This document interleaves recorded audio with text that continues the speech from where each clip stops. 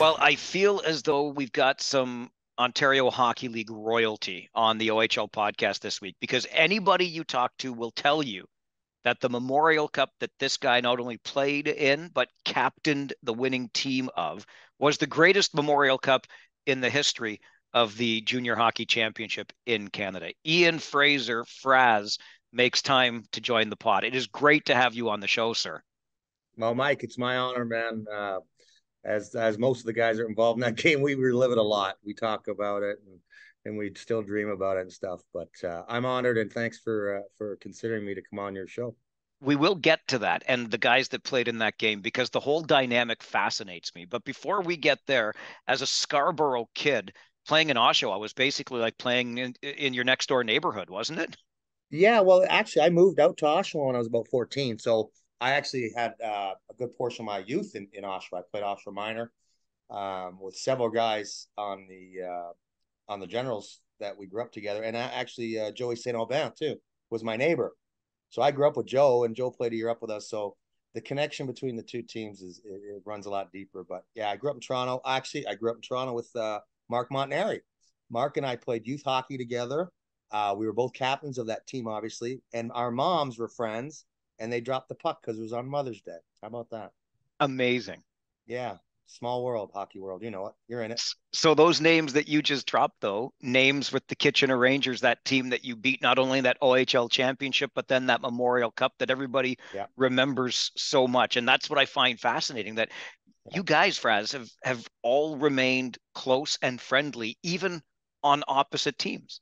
Oh, it's absolutely. I mean, what's astonishing about that, we played those guys probably 100 times that year. It seemed like it was probably just the two major events, but both. I mean, the 7 games in the OHL Cup, OHL final was unbelievable. Two evenly matched teams, and the thing is, we hated each other when the jerseys were on, the puck was dropped, and the fans were cheering. But off the ice, summer times, we golfed together, we partied together, we guys grew up together in youth hockey, but when it was time to battle, that were some good battles.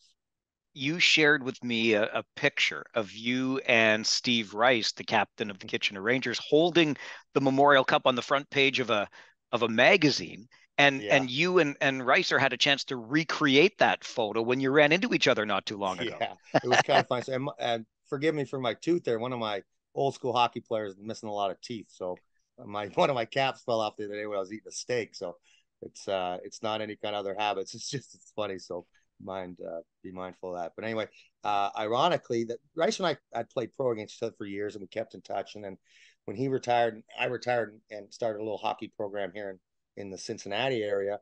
And Ricer was doing the same for the kids in the Raleigh area for the junior Hurricanes. So we end up running each other at hockey events for youth hockey events, and we reconnected and everything else. And I ran into him once in Pittsburgh. His son was playing, and we were outside. And again, old school guys like me, I have a horrible habit of some tobacco use, and I was outside filling that addiction. And I was beside this big ashtray, and uh, like a pottery ashtray outside. And I kept thinking to myself, it looks like the Memorial Cup. As I was doing that, Ricer and his boy came up. And it was obviously 30, 25 years later. And he always sent me the picture every once in a while and giggles through text and stuff. And he introduced to his boy. And I looked at the cup and he looked, he goes, God, that looks like a Memorial Cup. I said, let's pick it up. Let's recreate the photo. So we picked it up, two old dudes with a cigarette ashtray from outside a rink in Pittsburgh. And his son snapped the picture and Ricer put it up on social media, and we all had a good laugh about it. It was pretty fun. I actually had seen it on his Twitter feed Yeah, before you sent it over. But yeah, it's so great that you guys could do that. And all those years later, even though, as you said, when you put on that jersey, you hated one another. But after yeah, the games were done and all these years later, you can reconnect as guys that just really went through the trenches, I guess, in the game. absolutely. Especially Ricer, because he was a man child in junior, and if he come up full tilt hitting you're going to feel it for years. Like I still feel some things that he hit me with in junior. But ironically, is I'll tell you another quick story about Ricer since we still connect and we still talk a lot. He called me up one day. I live in Kentucky. I married a girl from Kentucky. I retired here, and I have some friends in the horse business because the bluegrass state, it's all horses, right? One of my best friends is a Canadian guy that has a horse farm down here. And I always have kind of hookups for the Derby, which is the big event down here, obviously, you know. He called me up on a Wednesday, um, out of the blue, and he said, Fraz, he says, it's my wife's 40th birthday. And her bucket list to go to the Derby. Can we come up and stay with you? And can you hook us up for the Derby? I said, God damn, right. So the Derby's on Saturday. I mean, the King of Siam couldn't get a ticket right now. You're trying to ask me if I have connections. I said, don't worry about it. Just get up here. We'll go in the infield. You can buy a ticket. We'll have a great time. He gets up there Thursday night. We go for dinner Friday morning. I call one of my buddies at GE who has some tickets. We got 4 great tickets. I said, Russ, Rice, you're the luckiest man alive. We got 4 good tickets in the grandstand. You're going to Derby, you and your wife. Perfect. Oh, so we're loving it. So we're going down to get the tickets on Saturday to the Derby. My horse buddy calls me, John. And he says, listen, our horse for the Derby got scratched. We're not going. We're not using the owner's box. Do you want the tickets? On our way to the Derby. So from Wednesday to Saturday, he went from nothing to sitting in the owner's box for the Kentucky Derby. And he said to me, he had the balls to say to me after, we're coming back every year for this, Fraz. And I go, Jesus, buddy, you just caught a unicorn by the tail. You ain't getting this ever again. So we had a good laugh about that. But him and his wife had a great time. And so we connect quite a bit, me and Ricer. Do you feel like maybe you just owed him that after winning that Memorial Cup all those years ago? I did feel guilty. I did feel guilty a few times. Yeah, because I said, at least I could do for you since we stole that right from under you guys. The only thing, it wasn't the home rink because it was kind of a neutral site game there. It was great because it was close to both of us, right? So we had all our fans and family and friends, and they did too, and then plus hockey fans and people from Hamilton. And I'm glad it was in Cops because any other rink wouldn't have held all those people. It was such an amazing thing to be part of. That's for sure.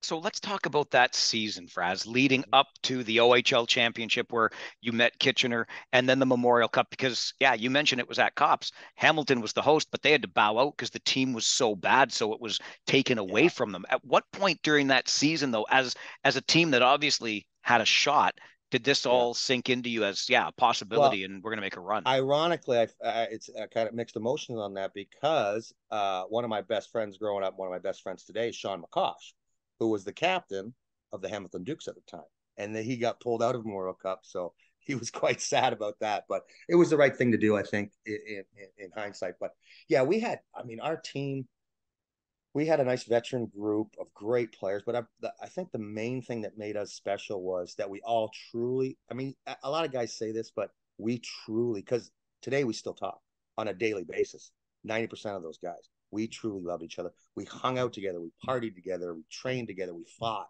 together. And we just had a special group. And that was one of the issues when obviously we were going to get the golden child. One of the best players ever play the game with Eric Lindros as a 15-year-old. And at that time, I think we were probably rated in the top 3 or 4 in Canada as a junior team. We were going pretty strong. And so we had a captain's meeting and an owner's meeting with the coaches and the owners and stuff and said, we got a chance to get Big E. What do you think? And I was kind of hesitant, to be honest. I love Eric. I'm so glad it happened the way it did. But I was a little leery because we had such a cohesive unit and we were good enough to make a run for it on our own. I wasn't sure how that dynamic was going to play. And some of the guys said, you're crazy, Fraz. I said, okay, I'm into whatever the group wants. So we decided, yeah, let's go for it. We're bringing Eric in. He fit in like a charm. He has a presence, obviously, right? Big Eric. He had the media following around and he had some bad raps about being this and being that. He came in. He was one of our brothers. He fit in perfectly. We relied on him. He relied on us. And obviously, the hockey speaks for itself of how much he elevated our team, which, just made us more the favorite than anything, What are your memories of that OHL championship, the 7-game series against Kitchener? Fucking tired. That was a battle, man. God, but they had a big, strong team, very talented team. I was going through the lineup again, obviously, because I'm getting old now. My memory's a little gone, but I was just going through it. They had some NHLers. They had some OHL All-Stars. The Torch, my buddy in goal, was one of the best junior goalies that I've ever played against, right? So we knew going in, they were a great team, right? I think we might have played them once or twice during the year, home and home, obviously. So we knew what we were getting into. We were a confident group. But they came out, they took a 3-0 lead on us, I believe, if I'm correct, 3-0. And we had to really do some soul searching and say, hey, man, these guys are for real. And so we ended up pulling together and I ended up beating them, I think, in Oshawa in the 7th game to win the cup. But, as far as series goes, you can go up and down, live a whole hockey career and never have a series like that again. Back and forth, tough.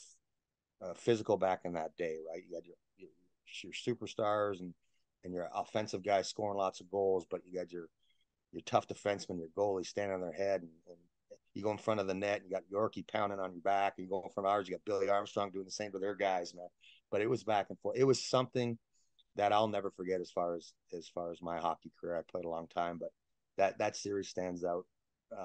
It's quite painful for one, but quite exhilarating the same sense. I mean, hockey guys, sport guys in general, the competition, the higher the better, right? You know that you don't want to win every game, make nothing. You want to be in one. You know, I'm gonna score the winning goal. You think about it, right? I'm gonna make the block, or I'm gonna catch that guy in the break, or whatever it is. So it was quite thrilling, quite rewarding, actually. You mentioned Torch, Mike Torquia, the goaltender, obviously, for the Kitchener Rangers. You didn't have a slouch in goal with Oshawa either. This Freddie Brathwaite guy was not bad. Well, he was all right. He ended up playing, having a little bit of a career in pro hockey. Unbelievable, man. The most calm, cool, collected cat I've ever met in my life. And he's part of our we still talk all the time with Freddie. Funnier than all get up Freddie was, but it was funny because Butsy was kind of our number one that year. Freddie was really young, and when Butsy got hurt, he said, "Freddie, your turn," and it's like he was going in for a shoot around. I mean, he's like calm and cool, and I thought he was nervous inside, but wouldn't show it. So I made a little joke to him on the bench, and he laughed, and he went in there and stood on his head. I mean, it was unbelievable. He went on. Obviously, we all know what the future held for him, but we had absolute confidence in that man going into the net in a tough situation. He was the star of the show to me. I mean, he was the MVP, not me, for sure. Without a doubt, he was the MVP. So. Was that joke a captain's way of easing the jitters of a young player? I was some stupid, very simple joke that he obviously, I don't know if he laughed. He just looked at me, goes, almost saying, like, seriously, Fraz, right now you're going to tell me that joke? He got a little chuckle and he went back. I was just trying to loosen the tension. I mean, what else? I didn't know what else to do. I had to, as the captain, I had to kind of, he's coming off the bench. I wanted to give him some advice, or not advice because I don't know better than him, but just make him, well, get going. That we need this, right? And I thought of a joke, and I told him a small joke, a funny, like, what do you call a fish with no eye, or something stupid like that, right? And he just laughed, went in there and stopped every shot from then on in, I think. So you mentioned that Torch. Was Freddie. That's Freddie's mentality. He put him in any situation, that boy's going to shine. Because you brought him up, Torch is actually a good friend. He and I were broadcasting together for a while, yeah. And this series. So I grew up a junior hockey fan. I'm from Kitchener. This Memorial Cup is forever etched in my mind. And as I said at the beginning of this conversation, people talk about it as really the Memorial Cup that put junior hockey on the map in this country. So many things just worked out. The location you mentioned, both teams having fans that travel in. Anyway, I reached out to Torch because when I was working with him, we were in North Bay doing a game, and one of your old teammates, Corey Banica, was there scouting. Bands, yeah. Right. Yeah. And so Bands and Torch hug each other like they're old friends. And yeah. I'm looking at this going, wait a minute. Like the Memorial Cup, the OHL Championship, Oshawa beat Kitchener, and you guys are right. Right. Yeah. But so that opened my eyes to these relationships that you and I have already talked about. Yeah. Well, that time you're talking about, I actually got the text. Look who I ran into. Come on. Banica with Torch. Yeah, if I can find out, I'll show it to you. But we get that all the time. I mean, honestly, I send pictures to all the boys, say, hey, Ricer's down for Derby, or I seen Ricer, and Ricer came up to me one time when I was playing. I was behind the bench at a youth. I was coaching about a 15U team or something. And you know how big the glass is behind the bench. So I'm standing up there and I'm watching the game. I'm doing something, and all of a sudden I get picked literally off my fucking feet. Boom! Up. I'm like, what the hell? I'm being attacked. Look back. It's Ricer had jumped over and grabbed me by the back of the thing and pulled me up. But it's those things that you go to battle against some guys, and I mean, you're all in it for the same reason, right? You play junior because you love the game. You want to go on to pro hockey. Some guys do, some guys don't, but it does not take away from the amount of time and effort and passion you put in. And I think hockey guys, more than any other sports guys, respect that about each other. So when it's all said and done, you can look at a guy, you might have a fight with him, fought him every game you played against that guy, and wanted to beat the shit right out of him, but you respect him after. And the next time you see him, say, I watched your career, dude. I loved it. I love seeing you. Good for you. How's your family? You know what I mean? I see your kids are doing well. How's your health? You know, we do all that stuff. And I think more than any other sport, the humility and the humbleness of hockey players in general, you'll see more of that. and that's what you see with especially those two teams because we had such a history, right? So I asked Torch about you before we sat Yeah, down today. yeah. Here's his response. Great guy. He led them in our Memorial Cup, played both ends of the ice so well that he shut down all of our big guns, and he was such a smart playmaker. 200-foot game. How does that land with you from the goaltender that you played against? Well, I mean, it's honored for a guy of that caliber of person, not only as a goalie, but as a person. To hear that from him that he even remembers my name is pretty special, right? So, yeah, I mean, I mean, Eric Lindros, sure, Shane Stevenson, sure, some of the bigger name offensive wizards in OHL, you had to play 200 feet. You had to be tough, or you would never go past junior, right? So to hear it from a guy that actually saw it and said, "Oh, I noticed that. I must have did something decently well that a guy like the All-Star goalie in OHL and a guy we played against a lot would say is." And I thank Torch. Thanks, buddy.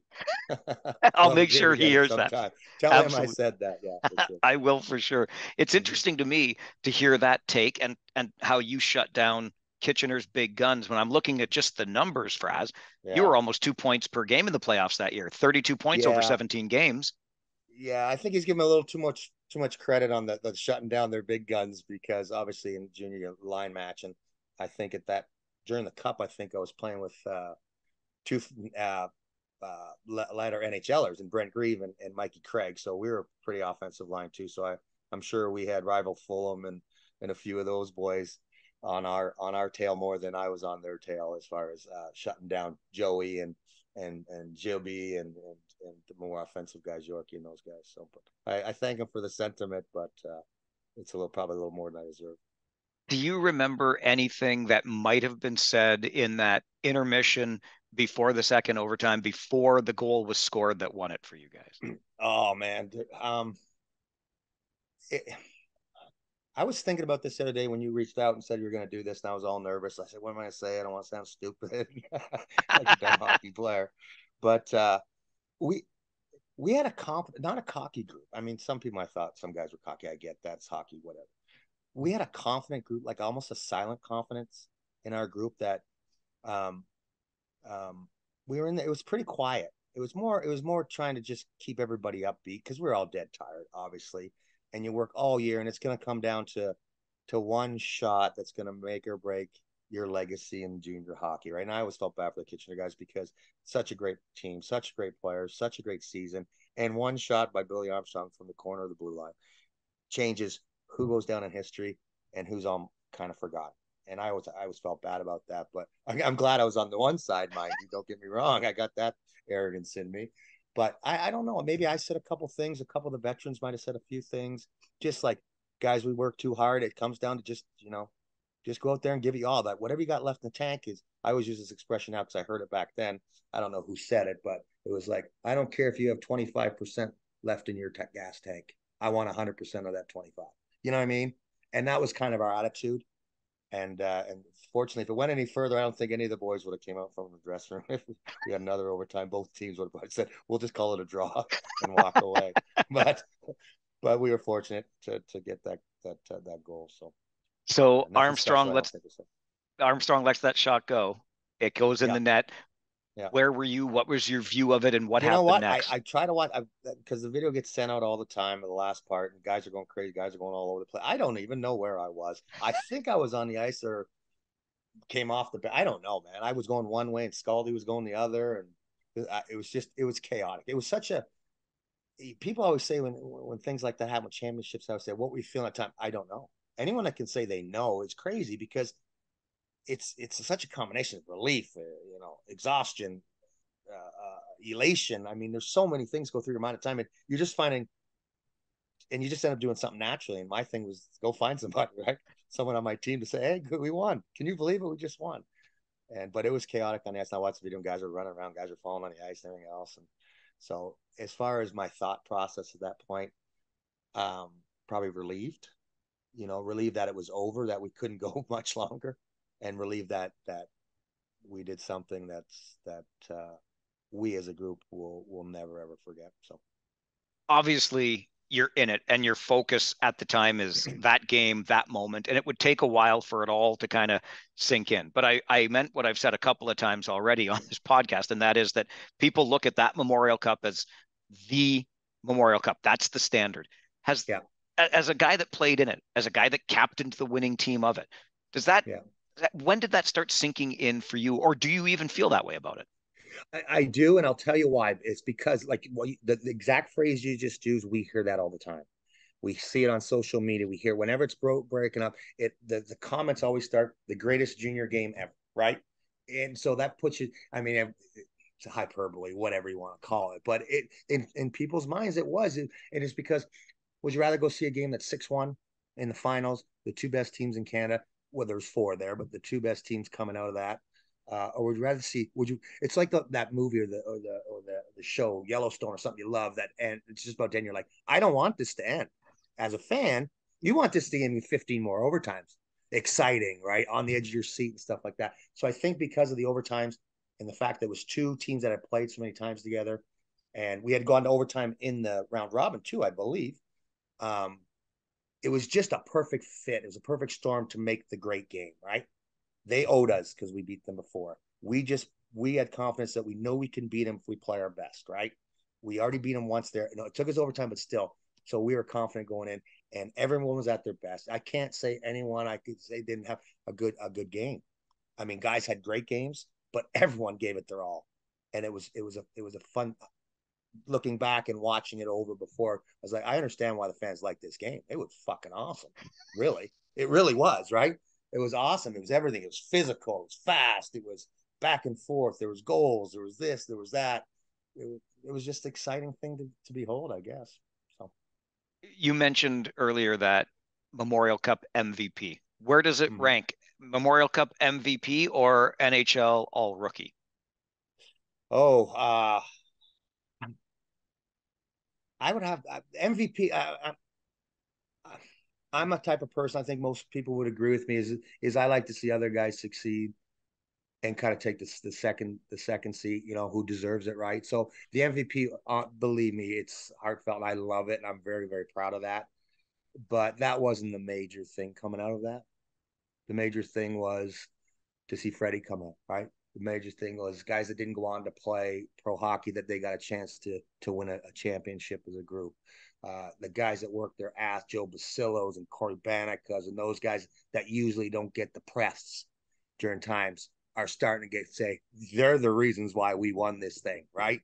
And I was good. I was happy for those guys, right? And Griever and I too, because we're overage and we had gone through it 4 years earlier as rookies, and we were real short on it. And for Griever to get that too, it's outstanding junior hockey career and NHL after the fact. But for him and I to get one because we were gone, right? Those guys might have another chance. Brent and I was our last chance, but I mean, just to see all the guys' faces, and that's again, it's something at any level of any kind of sport or anything you do. You win a championship. It's the old cliche. They just can't take it away from you. There's nothing they can do to take it away from you. You earned it. You guys did it together, especially in the team sport. You did it. It's there forever. You can talk about it, remember it, love it, honor it, whatever. You have a bond between the guys you did it with because they were in the trenches with you. So as far as the MVP, yes, again, flattered, humbled, honored. But the cup obviously was my biggest goal in hockey. The NHL MVP was more of a pride thing. Is I made it, and not only did I make it, I did something pretty good for a little while there. So that was more of a personal achievement for me. So they all rank real high, but the cup itself for the group, I think, was the fucking crown jewel, man. That's I mean, I might forget some games in the NHL. I'll never forget those games ever. You Yeah. talked about the physical toll that the series, the Memorial Cup took on you. It was obviously a different game back then. You even made reference to the caps you've got because, you're an old hockey player. You've missing some Yeah. teeth after all of this. What did Yeah. you Yeah. think Yeah. of the game back then compared to where it's at today? What we go over this too because I'm still kind of involved in the hockey and I talk to all the hockey boys, right? Like you said, we stay in touch. Corey's still scouting, and I get report to Paul O'Hagan scouting, and Billy Armstrong's GM of Phoenix, and most of the guys have kids playing and stuff. The way I like to talk about it is I got one of my billets from my 16U team here, Dan and Krug here from One of my goalies from Huntsville just came up. So um, there were we had some athletes, pure athletes, right? Athletic guys, but mostly they were great hockey players, right? Nowadays, I think you got more great athletes that know how to play hockey. They're faster. They're more. I mean, they got it's a 24/7 proposition where we do the practice, a little bit of training, summers off type deal. But we all knew how to play the game, right? And we played it with our hearts and our balls, and whatever skill we had that we could sprinkle over the top there. All these guys now are super skilled, super fast, super athletic, super trained, super uh, conscious about diet and all that stuff. That's the difference, I think, is guys back then we just knew how to play the game and played it with more of their body parts internally, and the guys now rely on just the pure speed, skill, strength, all that stuff. It's a different game. No one can. I hate even comparing them because it's just two different eras. It's like comparing Gordie Howe to Ovi. You just can't do it. It's two different eras. They're both unbelievably great. Uh, the era I played in was a great era, and the era now is fun to watch too. I mean, they're great players. So it's just too hard to compare. So same era but different level. What was the jump like for you, Fraz, from the Ontario Hockey League to the National Hockey League? Uh, that's another one too. Yeah, I mean, you think about it. It was a thing where I would say this too. It's like you want to play pro hockey out of the junior. So when you play against Kitchener, there are five best guys in the team that say you had to play against them every shift, right? And it's hard and it's a battle. And you got to outplay that guy if you want to get noticed. When you go to the pro, it's all those five guys. It's all the 20. Now you got to do it against 20 guys. Do you know what I mean? So there's no level difference. Like you might have a quick shift against a rookie in junior where you can light it up, maybe get a couple goals real quick or something, or it might be a little bit easier pace for you. You go to the pros, man. Oh fuck, they all can play. They can all because that's all the best from all the teams, right? So it's like you're playing when you go to pro, especially NHL, you're playing the best of the best. You're playing like an all-star team every single night. So it was quite a jump. You talk about this too when you're 19, 20 years old. You could be big and strong, all muscular, and you could push a barrel of hay down the street, no problem. But you go against a 24-year-old from out Western Canada that's 24 and is a man now, different kind of strength, right? And that's the biggest thing I know. The strength on the puck, the strength in the corners, the strength in front of the net. It's just a whole different ballgame. And you learn quick, man. I gotta get working, man, because these guys know what they're doing. And they're quick, right? They're quick and fast and smart. It's quite a jump, but if you want to do it and your mental side of it's good and you want to put the time in, there's a reason why you got there. So it's like anything. It's hardest God get up to get there. It's even harder to stay. You know, you talk to anybody, right? Anyone that plays over 4 or 5 years or 3 years, doing pretty good because it's tough to stay there once you get there because you got everybody and their brother want to come and take your spot. So, You but it's a got good jump, there absolutely. you got there with the New York Islanders, and Mm-hmm. Al Arbour is your first Yep. Hall of Fame legend. I Yeah. mean, Yeah. what's that like walking into a room when Al is the coach? Unreal. I mean, obviously, as a kid, you know who he is, right, in the hockey world, right? And I remember I got called up one time, and they were in the practice rink. In I was one of my first 2 years pro, and I got called up to practice. I don't know if I was going to play. I might have got on the roster. I don't know. But the first practice, he's the old school guy, just stands at the boards, blows a whistle, tells you what to do, right? So we're doing a drill, and these guys are quick. He's got me with Pat LaFontaine or Pierre Turgeon and Stevie Thomas. I mean, these guys are legendary pros that skate like the wind. I'm a half a step behind, and Al calls me, goes, Fraser, get over here. I'm like, God damn, what do I do now? I miss a pass or something. I get over there. He goes, are you still smoking?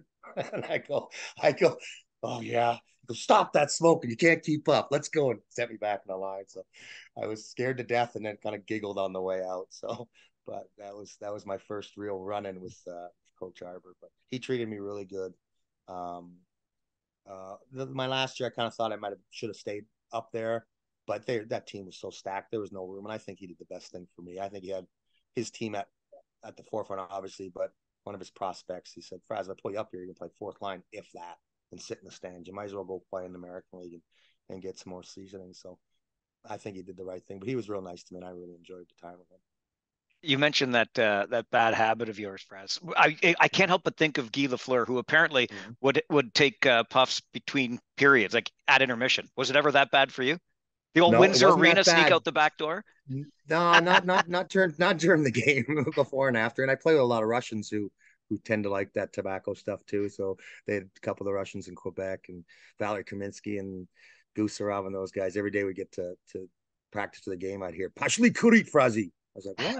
It means let's go smoke, let's go smoke. That's all. But I remember the funny thing is you said about Guy Lafleur was when I played in Quebec, the trainer was a rookie trainer with Guy Lafleur, and he told me and I don't want to get him in trouble, but he said he'd have a lit cigarette down the hallway for Guy Lafleur in between shifts. And that's a true story. That's the trainer actually did it because he asked me, "Do you want one?" I said, "No, I do not." It's the past. This is the part-time habit of my bad habit, but it was funny. But that is true about the Guy Lafleur. Yeah, that's true. I heard that too. Right from Spe Frenchie. Yep. Yeah, absolutely. Speaking of Quebec, guys like Sakic, Sundin, absolute prime when you were there with the Nordiques. What's it Yeah. like even practicing with guys like I mean, and then to boot off that, they throw in Peter Forsberg the next year. that? I mean, come on, there's three of the legendary centermen of all time, right? Um, Unbelievable. Different personalities, different type players, right? Joe Sakic is the ultimate professional, the ultimate fantastic human being. Not to say the others aren't, I'm going to get to them, but Joe was just a guy with quiet superstar. Didn't say much, joked around a little bit, kept to himself, led by example. Matt's very personal, big, strong superstar. Probably one of the nicest people I've ever met in the hockey world. Matt treated everyone the same like that. And then you had Peter Forsberg who came in, just a beast, and we had Ricci as another centerman. I mean, we had that team was just stacked. Obviously, that's why they wanted to cut. I mean, guys moved around, but made some trades. But they leave Quebec. I decided to go somewhere else, thinking about money more than career, and they go win the cup in Colorado the next year, and I take off to another team. I kicked myself in the ass for that one, but anyway, yeah, to go on practice with those guys, they'll teach just by watching you learn, right? They're the superstars of the league, and there's a reason why they are. It's not just talent; they all had abundance of it, but it's how they prepared, how they worked, how they treated other people, and that's why they're you loved so much. Like Matt's could be the only superstar in many years is actually loved in Toronto. It's not tough to play in Toronto, and they still love that man. Win, lose, or draw. He's just that type of person. And Joe, obviously, congrats to Joe again. I texted him after they won um, for his cup as a GM, and he had one as a player too. And every other piece of hardware he can think of, he's got. So, and he deserves every one of it. So, You mentioned Ovi before. Makes me think of another guy that you played with this time in Winnipeg. Maybe before Ovi, one of the purest goal scorers we had seen in Teemu Timu. Selanne. Yeah. Yeah. It's tough to watch him. You can't see him. He's so goddamn fast. I mean, effort. Another super nice guy, right? Effortlessly, funny as hell. But watching him skate, I mean, you kind of forget what you're doing in practice or in games because you got oh shit because you've been watching him. He's so effortlessly fun to watch, fun to play with. Yeah, one of my favorite guys to watch play hockey was Timo. He was unbelievable player. Yeah, lots of fun. God, could he play hockey? We had a bunch of guys in that team that could play different styles, obviously.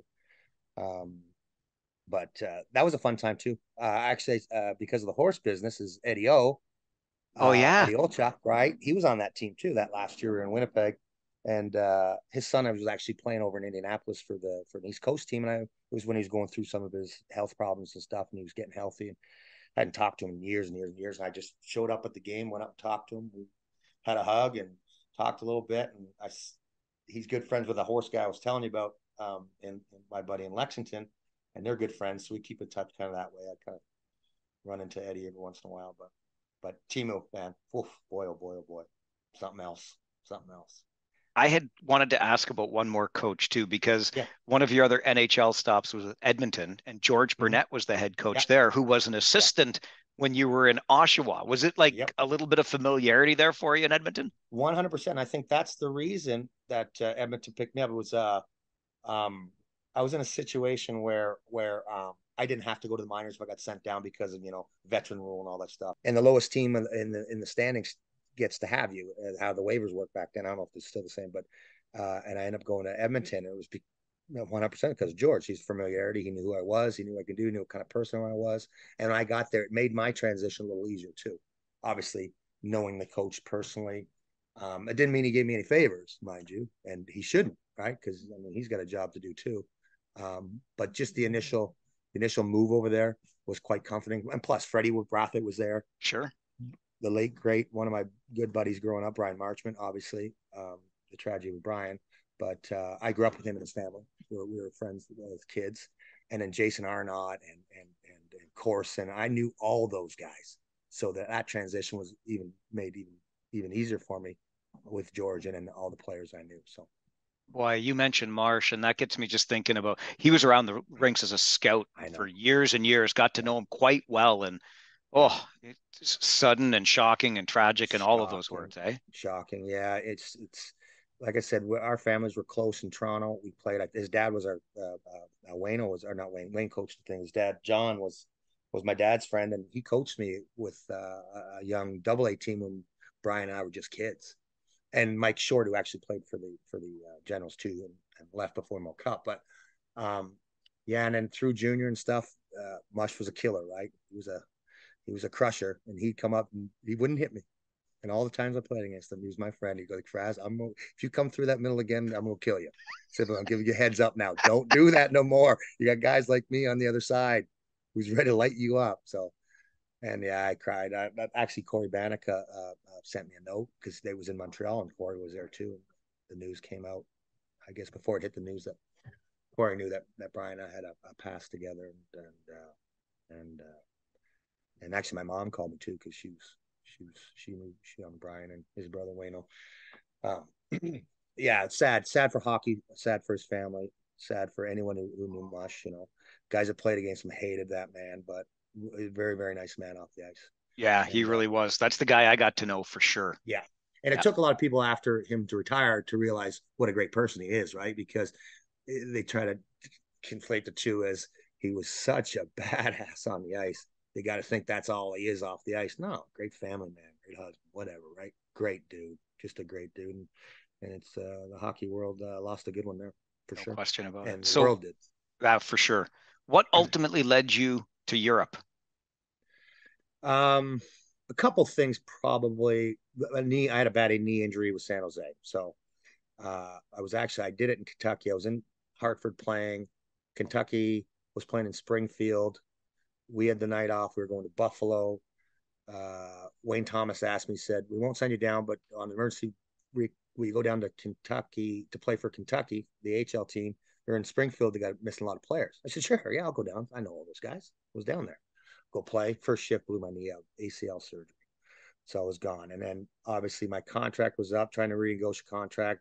The status I had at the time, and more of an arrogance, I think, and probably I don't regret anything in hockey except some decisions on what I should have done and stuff. I was only wanting a one way, right? And not too many teams were willing to give that up at that time. So I said, what? I'll go in the IHL, offered me a very good contract, get my knee back 100% healthy, and then make a shot back at the NHL the following year. 60 games kind of tore me up a little bit. I may have came back too soon. It wasn't as strong as it usually.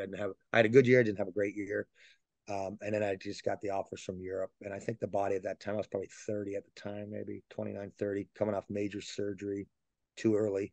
It was just time. I thought I'd go for a couple of years and come back, which I had opportunities, but I kind of liked it over there at that time in my career. It was fun. A lot of guys, it's all Canadian guys and American guys from over here and some European guys sprinkled in there. So it was a great experience and great fun.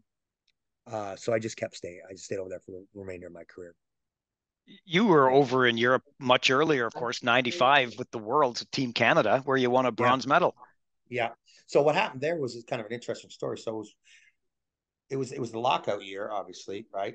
If you remember correctly, it was a lockout year. So the season went a little bit longer than it normally did. So we had about 3 games left in the season with the Oilers, and they were out of the playoffs, right? They weren't going to make the playoffs, so it didn't really matter. And Glenn Sather came to me and said, "Listen, not all the NHL guys can go over to play for Team Canada, which normally happens as soon as the teams are done a season. The best players available goes over and plays. Not very many would go over. they're looking, they want you to come over if I would let you go. And he said, Fraz, this might be your only chance to play for your country. Would you like to do it? I said, yeah, absolutely. He didn't do anything with my contract. He paid my money, the money I had left, whatever. And he said, go over. It'd be a great experience for you. And I went over and joined the team over in Finland for about 3 or 4 days before the tournament. And another great experience in my hockey career was that was unbelievable. I loved it. Great guys, great team. Fell a little short. A couple good players on that Finnish and Swedish team. And but we had a good run, and it was a lot of fun. I enjoyed What's it it like thoroughly. what's it like putting on a Team Canada jersey? Again, emotional, right? Pride, right? I mean, you grew up watching that stuff. Never would it be the World Championships. There was no Olympics back then for the hockey players, but or the Canada Cup with the super, the Gretzky and the Mew and all those guys doing their thing wearing the Canada shirt. But to put it on, if you can say there's an actual vibration in your body of the thrills and chills, I'd say it is. You put that jersey on, man, you're like, oh, I'm not playing for me. I'm playing for a lot of people right now. And you take a lot of pride in that. And I loved it. Loved it. I still have that. I mean, obviously, I still have that shirt. My mom has it. She won't let me have it because I tend to give things away a lot. But she said, "You're not touching this. This Team Canada. I'm going to keep this one safe for you." But, All right. What else do you keep from the career? So the Team Canada jersey, obviously you've yeah. got a Memorial Cup ring, an MVP award. What stuff has traveled with you through time, Well, Fraz? my mom keeps most of it because I've had a few parties in my day and given out just randomly to people. I've gave all my Quebec Nordique signature equipment to someone at a party at my house one night in Edmonton. I, I know what it feels like in here. I don't need to see it. It's just my mentality. If it makes you happy to have it, sure, you can have it. But my mom kept a lot of the stuff. Memorial Cup ring. Here's a funny story. Memorial Cup ring.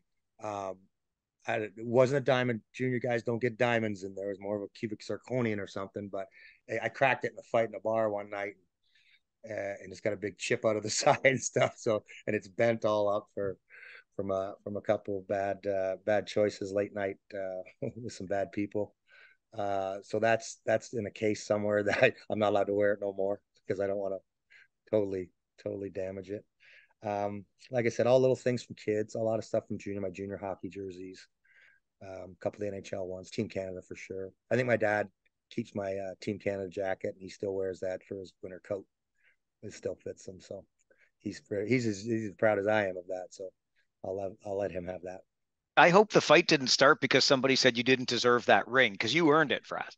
Yeah, I think someone said something about that, or something about my mom when she was dropping the puck or something. I took exception. I might have said something about Corey Bannick or so. I don't know what they said, but it was something that I probably didn't appreciate at the time. So that was it. Uh, 1,000 pro games, a little more than, but and 1,000 points as well. That's a Yeah, pretty nice set of numbers to hang your skates on, so to speak.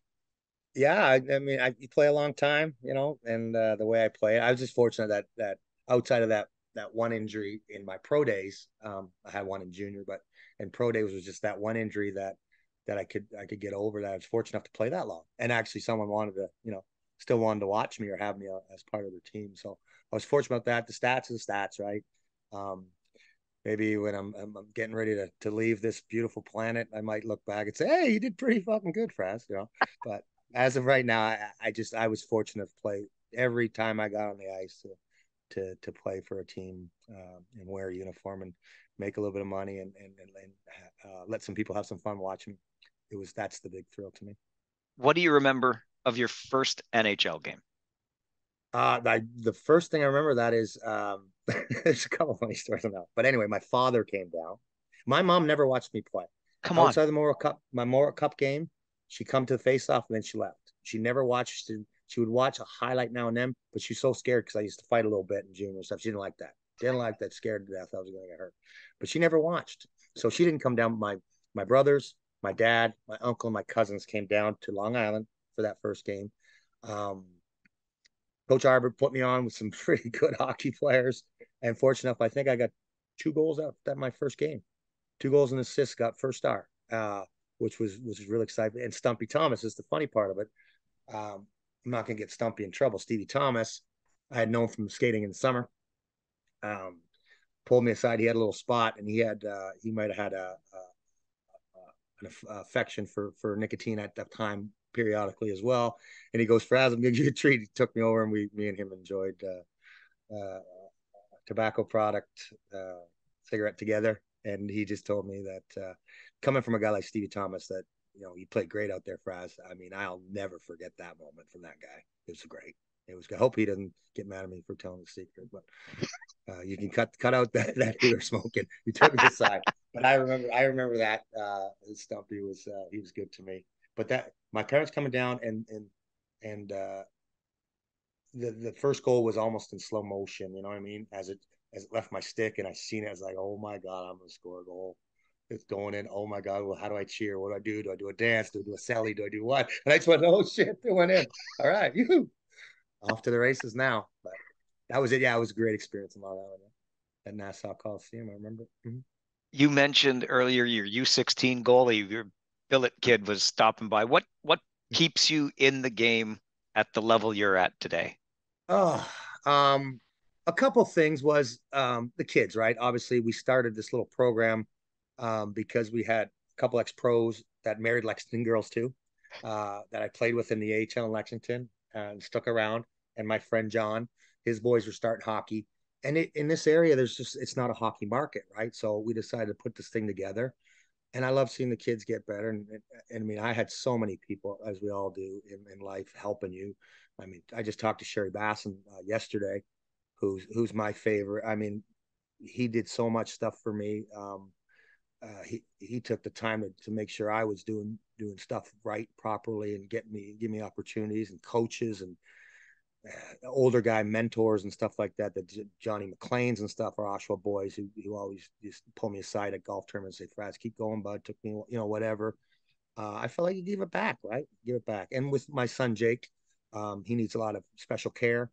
So this hockey world that we do here with the youth, it gives me the opportunity to stay with him for the most part, because most of the hockey for youth is on weekends. So I can do both and still get the enjoyment of watching kids get better, So, and it's everywhere I freaking go. It's freaking reunion. The Cavalinis run Mission. Numankos are all over the place in Chicago and Phoenix, and Ricers in Carolina. Geez, there's so many. Everywhere I go, I run it. Oh my God. Dennis Vasky, my old Islander roommate, one of my best friends, runs Chicago Fury AAA program. So it keeps me going because I get to see all these guys all the time, just in different hockey rinks, So that's pretty fun too. But it's kids. See a kid get better and give it a chance, because in this area there wasn't much for them. If you had a conversation with Sherry Basson yesterday, I'm surprised the conversation's over. Oh, I know how I've known Sherry for a long time. Yeah. And I just, okay, that's it. And I just hang up. Sorry, Sherry. I love you to death, but I'm done. Oh, yeah, he is something though, isn't he? He's something else. We talk quite often. Like I said, he was if I ever get any kind of anything in the hockey world and in life too as well, he'd be one guy, I think. Always, on every time, no matter what. He did so much for me. He was him and his family in Oshawa. He got me to Oshawa for one. He got me there. He didn't get me to Quebec. He convinced me to go to Quebec, and he told me if I didn't go to Quebec, he was going to kill me. So, because he was assistant GM at the time, I had some other contract offers. Called me up and said, "Fraz, you're going to Quebec." I said, "What, boss? I got some other offers." "You're going to Quebec." That's okay. I'm going to Quebec. So, but I thank him for a lot of my my good fortune. He had a part of it. So, yeah. Well, this has been an incredible opportunity to catch up with the captain of the 1990 Memorial Cup champion, Oshawa Generals, best Memorial Cup on record.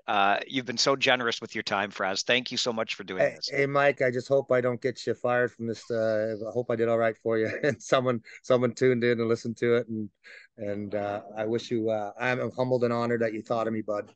And good luck with all the rest of your shows and stuff.